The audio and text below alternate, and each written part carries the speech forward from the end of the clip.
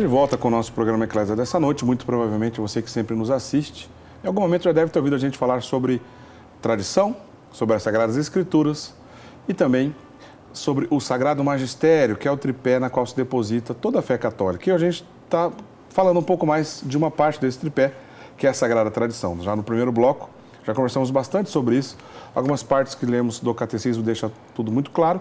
Mas para deixar ainda mais claro, a gente vai começar logo de cara, nesse momento aqui no segundo bloco, lendo o número 83, parágrafo 83 do Catecismo da Igreja Católica, onde deixa ainda mais claro do que a gente está falando, do que a gente está tentando conversar no programa de hoje. Vamos dar uma olhada lá no 83. A tradição de que falamos aqui é a que vem dos apóstolos. Ela transmite o que estes receberam do ensino e do exemplo de Jesus e aprenderam pelo Espírito Santo. De fato, a primeira geração de cristãos não tinha ainda um Novo Testamento escrito, e o próprio Novo Testamento testemunha o processo da tradição viva. Reparem, tradição com T maiúsculo. E na sequência fica claro que não se trata apenas de um conjunto de costumes, não é isso que a gente está dizendo. Veja o que o Catecismo continua a nos ensinar lá no parágrafo 83.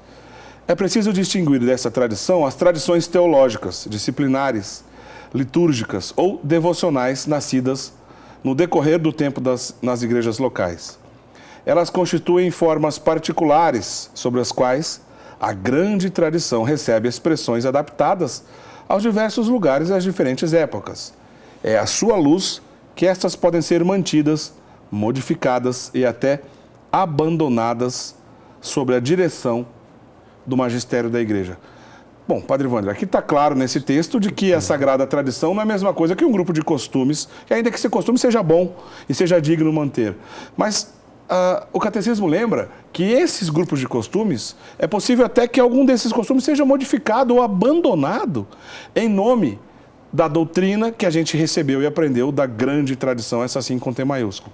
Quer dizer, nós não podemos confundir aqui, Padre Wander, bons costumes que devem ser preservados com o ensinamento mesmo, o depósito da fé que os apóstolos nos ensinaram de maneira oral e que depois a gente consegue ter acesso a isso também através das Sagradas Escrituras e do Magistério.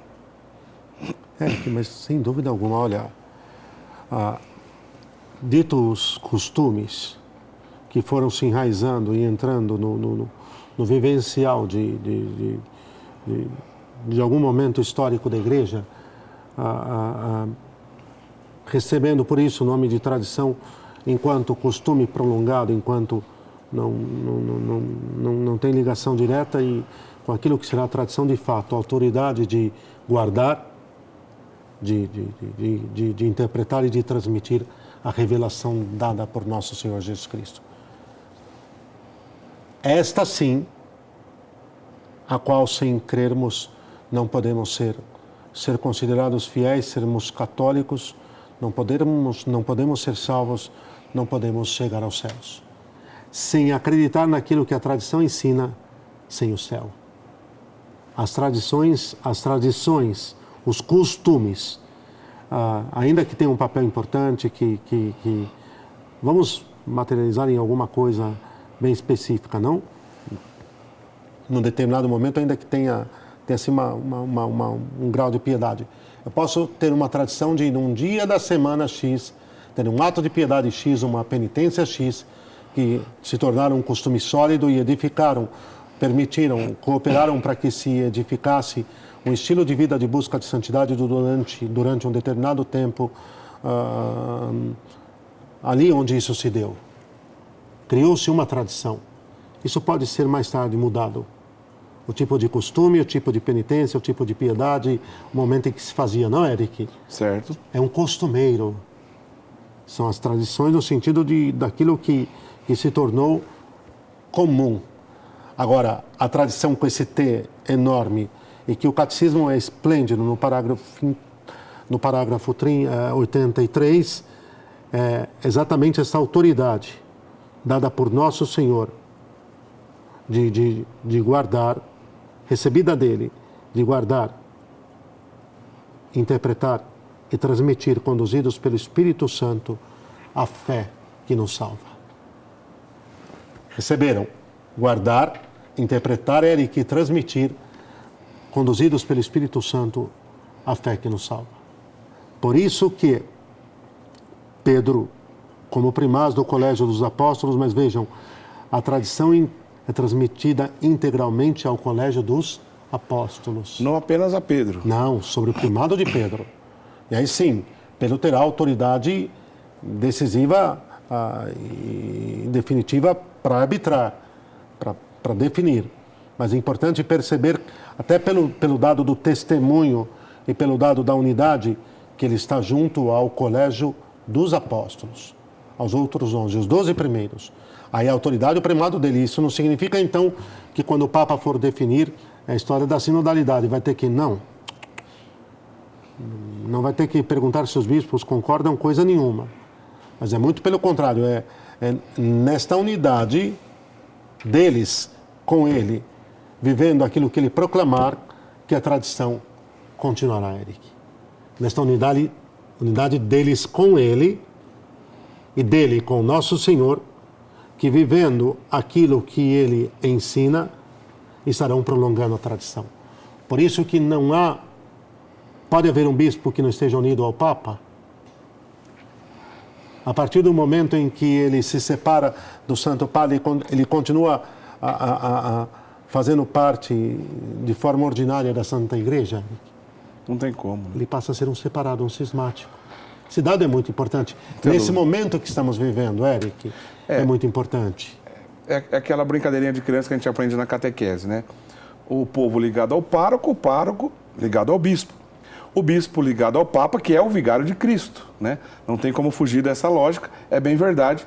E esse mesmo vigário de Cristo, né, durante 2000 e tantos anos da nossa história, ininterruptamente, nunca foi preciso que um desses líderes da Igreja Católica, né, foi preciso que o outro, na sequência, desmentisse uma verdade de fé estabelecida previamente. Porque do ponto de vista de fé e de moral, não houve erro. E nunca haverá até a volta do nosso Senhor Jesus Cristo, pois o ministério de São Pedro, que é continuado no Papa e seus sucessores, de Papa em Papa, isso é garantia do Espírito Santo. O mesmo Espírito Santo que na Igreja primitiva inspirou os apóstolos para ensinar de uma maneira oral, né, de uma maneira clara, os ensinamentos que o nosso Senhor Jesus Cristo, a partir dele, nós recebemos desde a encarnação de nosso Senhor Jesus Cristo, e que depois a gente vai ter o ápice dessa encarnação, né, vivida nos mistérios da nossa fé, na morte e na ressurreição de nosso Senhor Jesus Cristo. E que a partir daí esses ensinamentos passados de geração em geração, que recebemos oralmente, têm o mesmo peso, a mesma importância das Sagradas Escrituras e os documentos oficiais da Igreja.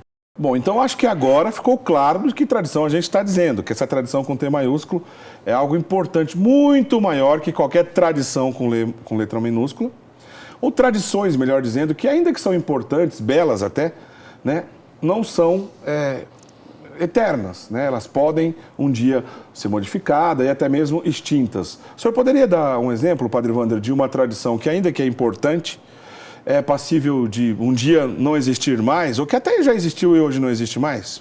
Eric, talvez porque tocamos no ponto das tradições, aí com T minúsculo, que são costumes que foram ajudando a apoiar a piedade e o entendimento doutrinário daquilo que estava acontecendo.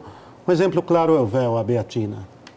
Todo o sentido de que ela porta, de recolhimento, de velamento, de sacralidade, de submissão, de reverência e respeito ao Senhor. Mas é um costume, é uma tradição com T minúsculo. É uma tradição com T minúsculo. Tem todo um sentido, tem toda uma justificativa, tem todo um aporte bíblico e do próprio costumeiro e aliás, é uma herança que vem até do Antigo Testamento, mas é uma tradição com T minúsculo, no sentido de ser um costume e que não obrigatoriamente deveria ser perpetuado. Tanto que o fato de uma determinada pessoa viver a Santa Missa, então sem estar utilizando o véu ou a beatina, não a faz menos piedosa nem menos católica que qualquer outra que esteja utilizando. Ainda que seja um costume bom em si, um costume boníssimo, acho belo. Certo. Eu acho belo, mas olha, é possível viver eu acho belo, mas é possível viver a Santa Missa num nível de recolhimento, um nível de piedade, um nível de intenso mesmo, de adoratividade, de contrição, que a beatina não será o elemento essencial. Aí está um exemplo de uma tradição com T minúsculo passível de mudança. Passível de mudança. Diferente daquela tradição desde o início que a gente está dizendo com T maiúsculo, que não se trata de mudança, até porque os ensinamentos do nosso Senhor Jesus Cristo não diz respeito a uma geração ou algumas gerações, é para todo sempre. Sim. Outra coisa é dizer o que a tradição ensina sobre a transubstanciação. Tá. Né? O dogma da transubstanciação. Dogma que é parte, então, da tradição da Santa Igreja.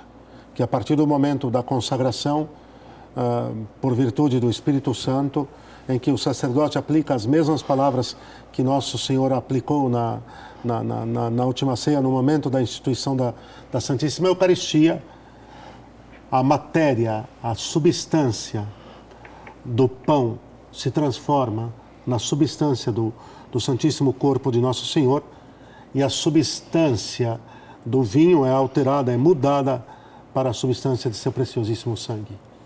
Isso não vai passar nunca. Essa é a palavra do Senhor contida na Escritura, interpretada e transmitida pela tradição, perpetuada também, que não vai mudar. Bom, isso já está na Escritura, na narrativa da instituição. Certo. Mas um exemplo, quando a Igreja afirma ao longo dos séculos a perfeição, a inviolabilidade do sacramento da Santíssima Eucaristia, que é de fato o Santíssimo Corpo e o preciosíssimo sangue de Nosso Senhor, isso não passará nunca. Nunca. Isso vai até o final dos tempos. Padre Wander, uma ação oficial do Magistério da Igreja, um documento oficial do Magistério da Igreja, uma encíclica ou algo nesse sentido, pode ser considerada um auxílio, um socorro desse mesmo Espírito Santo, que deixa mais claro para aquela determinada geração ou localidade que essa mesma Sagrada Escritura e essa mesma tradição, se tratando de algo eterno, e a Igreja sendo guardiã dessas verdades, isso pode ser esclarecido durante o decorrer dos séculos, ao ponto de, quem sabe um dia no futuro, a gente ainda ter algum esclarecimento de qual hoje a gente nem está pensando? Sim, sem dúvida alguma, Eric. Veja, do nada não vai aparecer nada. Quando uma coisa é o Sagrado Magistério ordinário, outra é o Sagrado Magistério extraordinário, Eric. Certo. Qual que é a diferença? Uma coisa são as definições ex cátedra, quando o Romano Pontífice, na autoridade perpetuada que lhe foi dada pelo Senhor na pessoa, quer dizer, ele é Pedro ali naquele momento, ele proclama uma verdade de fé revelada e que deve ser crida por todos, sem a qual não se chega ao céu. E outra é aquele magistério corrente, que vai ensinando, que vai desdobrando, que vai aperfeiçoando, que vai clarificando o que é o que você está dizendo. Certo. Né? Uma é o extraordinário, ali é o ex cátedra, decisivo, fulminante, sem verdade de fé crível, sem a qual não se chega ao céu. E que o Papa, que isso aqui dá pano para manga, Eric, é que para que ele proclame uma verdade de fé, um dogma, ex cátedra, ele tem que querer fazer isso. Certo. Não basta emitir um texto com a sua chancela, Eric. Ele tem que ter o desejo, ele tem que ter claro na sua mente e então explicita isso que ele quer transmitir o ensinamento do trono espiritual, magisterial, moral de Pedro. A gente consegue identificar numa história recente onde que isso aconteceu, por exemplo? Os dogmas, Eric. Por exemplo, quando a Santa Igreja proclama, quando em 451, Calcedônia, São Leão Magno proclama o dogma da união hipostática, é ex cátedra. Ele quis definir para toda a Igreja uma verdade de fé, sem a qual ninguém pode ser salvo. Jesus 100% Deus, 100% homem. Isso. É uma proclamação desse tipo, ex cátedra. Ex cátedra. Tá. Tá ok? Esse é um exemplo típico. Cátedra vem de cadeira, autoridade? Autoridade. Aqui cátedra vem da autoridade, da potestade de ensinar. Certo. Cátedra no sentido de trono, mas esse trono não é físico. Não é o trono físico de Pedro. Entendi. Não, é o trono espiritual, o trono sobrenatural, a autoridade dada por nosso Senhor. Agora, quando eu pego uma encíclica de São João Paulo II, a Eclésia de Eucaristia, Certo. isso é magistério ordinário. Ele está ensinando verdades sobre a Santíssima Eucaristia, sobre a adoratividade, sobre a reverência, sobre o amor, sobre a necessidade que dela temos, sobre como tirar os melhores frutos da sua recepção e assim por diante. A Eclésia vive, a Eclésia da Eucaristia vivit, a Igreja vive da Eucaristia. O Rosário da Virgem Maria, especificamente. Então aqui nós temos que separar muito bem as duas realidades, Eric, porque qual foi o último dogma proclamado pela Santa Igreja? Foi o dogma da infalibilidade papal. Concílio Vaticano I. Concílio Vaticano I, 1870. O dogma diz que quando se pronuncia ex cátedra do trono sobrenatural, espiritual, moral de Pedro, o Papa é infalível em matéria de fé, sobre o que devemos crer, e de moral, sobre como devemos viver a partir daquilo que cremos, a partir daquilo que foi revelado. Houve alguma outra proclamação de dogma a partir de 1870? Talvez a da Assunção de Maria, 1950, 1950. Com Pio XII. Essa, talvez, na história foi realmente a mais recente, né? Está perfeito, clarissimamente. Me escapava. Pio XII. Agosto de 1950, aliás, eu conheci um sacerdote que já é ancião, que estava lá na praça nesse dia. Imagina que honra. Né? Foi uma proclamação dogmática para toda a igreja. Validar como artigo de fé, sem o qual não é possível se chegar ao céu. Se não creio que Maria foi assunta ao céu, que está viva, gloriosa, em corpo e alma no céu, junto de seu divino Filho, não posso mais verdadeiramente ser reconhecido como católico. Quer dizer, se em algum momento no futuro houver necessidade de uma proclamação como essa, poderemos ver, ou de repente até uma geração que, além da nossa, que não estaremos aqui para ver. Então, é que nada vem do nada, Eric. É exatamente isso que você perguntava lá atrás. É que quando os romanos pontífices proclamam um dogma, Eric, ele já era crido.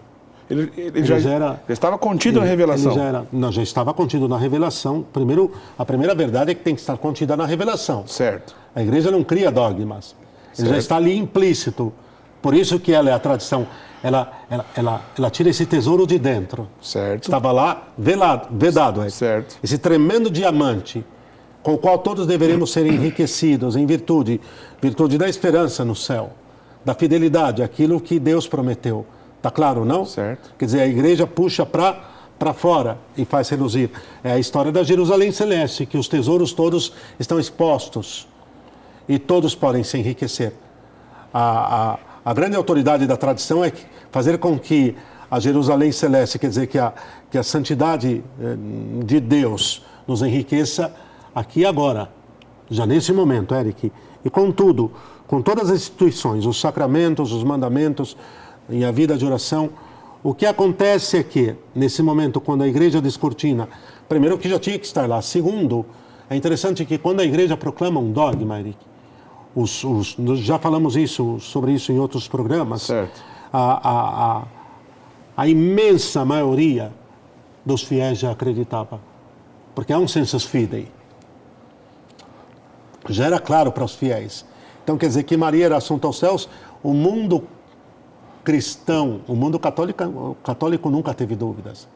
Então, o Papa vem e consolida e proclama solenemente e com a sua autoridade descortina esta verdade de fé revelada que já estava lá e a faz necessária como alicerce da edificação do edifício sobrenatural de todos nós para que sejamos salvos. Aqui fica muito claro a aplicação da sua potestade. Da sua potestade. Agora, isso que é essencial, Eric, a tradição só terminará, então, desta maneira, porque ela vai continuar descortinando no fim dos tempos. Em que dia terminará a tradição? Exatamente na parousia, quando ele vier para o juízo final. E que aí o serviço, a obra da igreja no tempo e na história cessará. Porque então ela será trasladada, ela será levada gloriosa ao céu. e ficará e permanecerá para sempre somente a igreja triunfante. Os que estiverem no purgatório irão ao céu também. O momento que não há, de definição não há mais o que ensinado, o que ser ensinado. Chegou a definição, nesse sentido. Né? Terminou, está tudo concluído. Está tudo concluído. Agora, devemos ter um grande amor pela tradição, Eric. Me permita só dizer isso. Pois não. Um grande amor pela tradição, enquanto ela nos leva para Deus, Eric. E é o papel dela. Enquanto ela nos mergulha em Deus, o quanto ela nos descortina a vida em Deus e nos põe em Deus. Mas a tradição não é o fim, é o meio. Você está falando agora com T minúsculo. A tradição com T maiúsculo. Para a gente não confundir. Claro. Do ponto de vista das tradições com T minúsculos, é que o senhor anteriormente estava dizendo... Perfeito, Eric. Há coisas boas de se tirar dela. As tradições, tudo bem. As tradições já está claro que elas podem vir e num determinado momento ir variando. Eu estou falando da sagrada tradição. Ela não é o fim. Entendi. Ela é um meio. Entendi. Ela é o instrumento deixado por nosso Senhor para nos conduzir para o céu. É ela que nos une a Ele. Quem que nos une a nosso Senhor? Quem que nos mantém unido a Ele? É a tradição. Entendi. Pelos pontífices. Cortada a sagrada tradição, cortado tudo, Eric. Só que a sagrada tradição não é o fim. O fim só pode ser um e único. O fim é Deus. O fim é amá-lo. O fim é conhecê-lo. E o fim é servi-lo. Qual é a finalidade da sagrada tradição, Eric? Nos levar a conhecê-lo, amá-lo e servi-lo. Ela foi dada por Ele, por nosso Senhor, para isso. Ela continua a sua obra através da Santa Igreja, fundada por nosso Senhor, com essa finalidade. Mas ela não é o fim. Ela não é o fim. Ela é o instrumento. A sagrada tradição é o instrumento. Como a Bíblia não é o fim, Eric, a Bíblia se tornou um fim. Entendi. Há uma adoração à Bíblia. É uma distorção da maneira como a gente deveria aprender dela. Exatamente. E então, nós temos que entender que a sagrada tradição é preciosa do tripé, que tem peso igual. Certo. Não temos dúvida, senão fica manco, Eric. Mas é um peso igual onde ela tem um relevo próprio. Tem um peso igual, mas ela tem uma luminosidade própria. Pense que o tripé é o mesmo, mas o verniz, o brilho, o destaque que nesse sentido recai sobre ela é único. É imprescindível, mas ela aponta para o fim, ela não é o fim. Se eu adoto a tradição como um fim, eu me perco. Entendi. Eu me perco. Quando a gente pensa e a gente olha para algumas religiões cristãs que não são católicas, dessa distorção do somente a Escritura e tudo mais, é fácil a gente perceber isso do que diz respeito à Sagrada Escritura. Sim. Mas nessa ótica que o senhor está nos ensinando, talvez não é tão fácil perceber todas as vezes que essas distorções acontecem quando a gente pensa na tradição, que, como o senhor bem disse, é o meio, algo que vai nos conduzir ao próprio Sagrada, Cristo. Sagrada, E o final é o próprio Cristo. O fim é o próprio Cristo. O fim é Deus, é a glória de Deus, é a vida dele, Eric. Até porque no céu, um dia, vai existir a sagrada tradição? Não tem cabimento a gente pensar uma coisa dessa. A fonte já está lá? No céu, um dia, vai existir o sagrado magistério, Eric? Não há necessidade. No céu, um dia, alguém vai ter uma Bíblia na mão? Quer dizer, é tão importante perceber que nós seguimos a uma pessoa que é com ela, com quem vamos estar, é junto a ela, é com ela que vamos estar para sempre um dia no céu. E que a recebemos no Santíssimo Sacramento. É por isso que, Eric, eu vou falar uma outra coisa aqui que pode ser que escandalize muitas pessoas. O peso do ensinamento, o peso da sagrada liturgia da palavra dentro da Santa Missa é enorme. Mas só tem um fim, de nos preparar para nos unirmos mais perfeitamente àquele que nós vamos receber no Santíssimo Sacramento e o recebermos com maior fervor. De tal maneira que, e aqui vem o peso da Sagrada Tradição, sim, ao longo dos séculos, o cardeal Joseph Ratzinger fala isso num determinado momento, e isso deu pano para manga, Quem quiser dê uma olhada na teologia de Ratzinger, da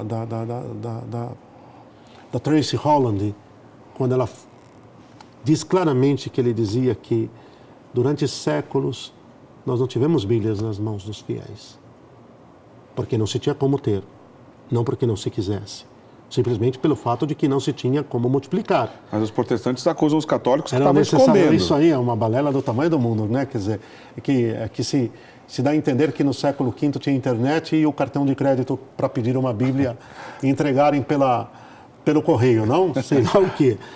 O que ela está falando é outra coisa, que isso aqui fique muito claro para nós. O que ela está falando, o que ele disse, Eric, a Tracy Holland, que durante séculos o que se tinha de cópias era para a Sagrada Liturgia. E foi a Sagrada Liturgia que fez uma multidão de santos. Uma multidão de santos. Foi o Santíssimo Corpo e Sangue de Nosso Senhor. Porque nós cremos não é num livro, Eric, é numa pessoa. Ainda que o que ela disse esteja compilado em letras escritas, naquilo que para nós ficou como um livro, que é a Sagrada Bíblia.